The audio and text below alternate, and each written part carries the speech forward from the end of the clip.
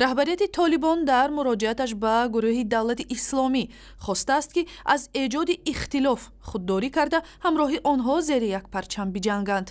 این اظهارات بعد ماه‌های اخیر در قلمرو افغانستان فعال شدن عملیات گروه داعش پخش شد. گروه داعش طبق خبرها در بعضی مناطق افغانستان با طالبان وارد جنگ شده، حتی خبرهای قتل طالبان هم از جانب آنها به گوش می‌رسد.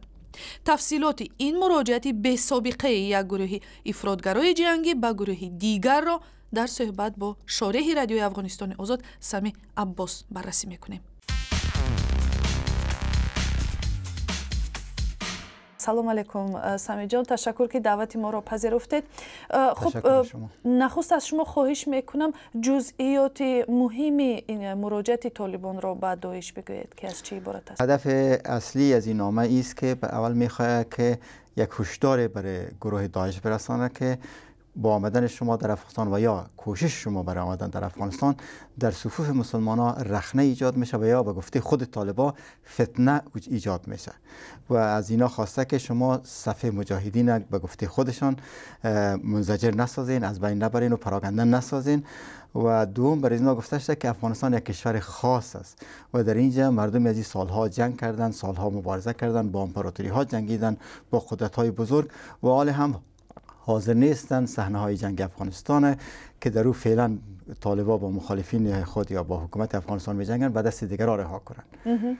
تا حال هیچ واکنشی از جانب داعش رسیده است؟ از جانب داعش به این اعلامیه طالبان کدام واکنش تا حال نرسیده. بله. اما قبلا رهبر داعش ابوبکر البغدادی درباره رهبر طالبان یک صحبت کرده بود که ملا محمد عمر گفته بود که یک جنگ سالار و یک آدم بی سواد و بی کفایت است. بله بله. و میخواست نشان بده که آله چون گروه داعش گویا به وجود آمده باید رهبری همین گونه عملیات در افغانستان در کل جای باید گروه داعش بگیره. اما طالبان با اعلامیه خود نشان داد که افغانستان اونا برای داعش رها کردنی نیستن، صحنه جنگشه. باز چی اختلاف‌های مذهبی و سیاسی جدی هست که این دو گروه را در دو سنگر در مقابل هم قرار می‌دهد؟ طالبان یک گروه هستند محلی خاص برای افغانستان جنگ میکنن. هیچگاه کسی شاید نشیده باشه که طالبان در کشور دیگه یا کشور بیگانه رفته باشه و گفته باشه که ما گویا جهاد میکنیم و یا در اونجا بر ضد کفار و یا دیگران میجنگیم. اما داعش داره شکل جهانی به خود میگیرد. در کشورهای مختلف اسلام، عراق، سوریه، لیبیا و یمن و کشورهای دیگه فعال شده و حالا هم رخنه کرده در آسیای مرکزی، افغانستان و پاکستان همه. طالبان زیاد سر مسئله خود افغانستان متمرکز هستند. همین اختلاف ها به اندیشه شما برای خود افغانستان، برای همسایه های افغانستان چی پیامد داشته میتواند؟